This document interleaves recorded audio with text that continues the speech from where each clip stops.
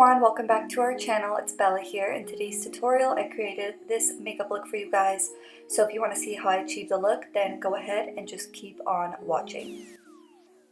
And if you want to be entered in this month's giveaway, then make sure that you go ahead and give this video a big thumbs up.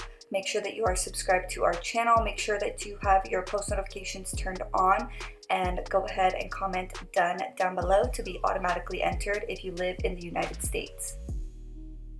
So the first thing that I did was I grabbed my Too Faced Born This Way concealer and I used this as an eyeshadow primer.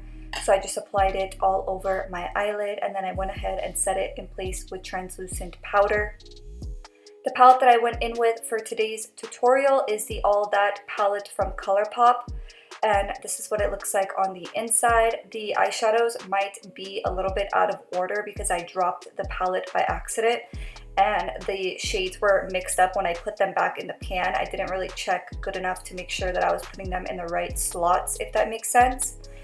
But jumping straight into the tutorial, the first shade that I went in with is the really pale pink shade in the palette, and I just put that shade in my crease as my transition shade, just going in back and forth motions as my background shade before I go in with deeper eyeshadows. The next shade that I went in with is this deeper matte brown shade. It does have a little bit of a red undertone, and I just put that shade in my crease a little bit above my actual crease so that when I open my eye it frames my eye socket. And then I went back into that first transition shade and I just put that in my crease with a fluffier blending brush just to make sure that everything is nice and smooth and nothing is too harsh. And I really like to layer up that transition shade and that first initial shade that I go in with to make sure that when I go in with a deeper eyeshadow, it's super easy to blend out. Next, I went in with this deeper chocolatey matte brown shade and I just put that in my crease with a defined angled brush. And this shade also has a little bit of a red purple undertone as well. And I just put that directly in my crease, and I really like using a defined angled brush because when you're working with a deeper eyeshadow, you just have very specific placement of where you're applying it. And then I always like to go back in to that transition shade with a fluffy blending brush, and I just like to buff out the edges. And because we did layer up those transition shades in the beginning, it's super easy to blend out.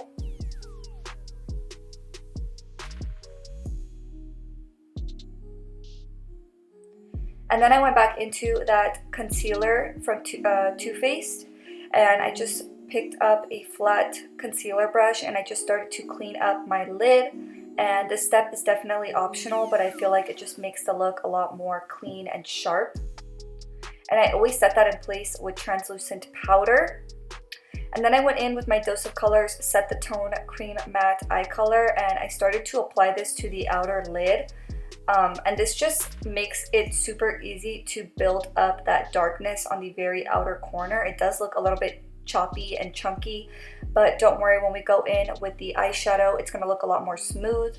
So I just picked that up with a flat shader brush, that darker shade that we put in our crease, and I just started to pack that directly over top of that cream eyeshadow, fading it inwards on the lid. And as you guys can see, it looks a lot better once you apply the eyeshadow, and it's just a lot easier to build up that darkness in the outer corner by going in with that cream shade first. And then I went in with the second eyeshadow that we applied in our crease, and I just started to buff that into the inner part of the lid just to make sure that everything is nice and blended. And then I picked up this Dose of Colors Ideal Duo in the shade Mint to Be. I'm pretty sure this was limited edition, but you can use any blue type of pigment or eyeshadow that you have at home. And I just packed this all over my lid. I did actually go in with my NYX glitter glue first, and I let it get a little bit tacky, and then I went directly over top with this pigment, and I really love how it turned out. For lashes, I went in with my Sofie Bella lashes. I'll always leave a link in the description box down below for those of you guys that want to check out our lash brand. And I quickly want to give thanks to all of you guys that have made a purchase on our website and supported our company. It means so much to us. And the style that I'm wearing is Barbados. Next, I went in with a black pencil and put that in my waterline. And then moving on to the lower lash line, I just went in with that first transition shade once again, and I just started to buff that along the lower lash line. And you guys already know I pretty much like to use the same exact shades that I use in my crease on my lower lash line. So then I went back into that deeper matte brown eyeshadow. It's almost like a brick brown toned eyeshadow, and I just put that on the very outer edge, really close to the lash line.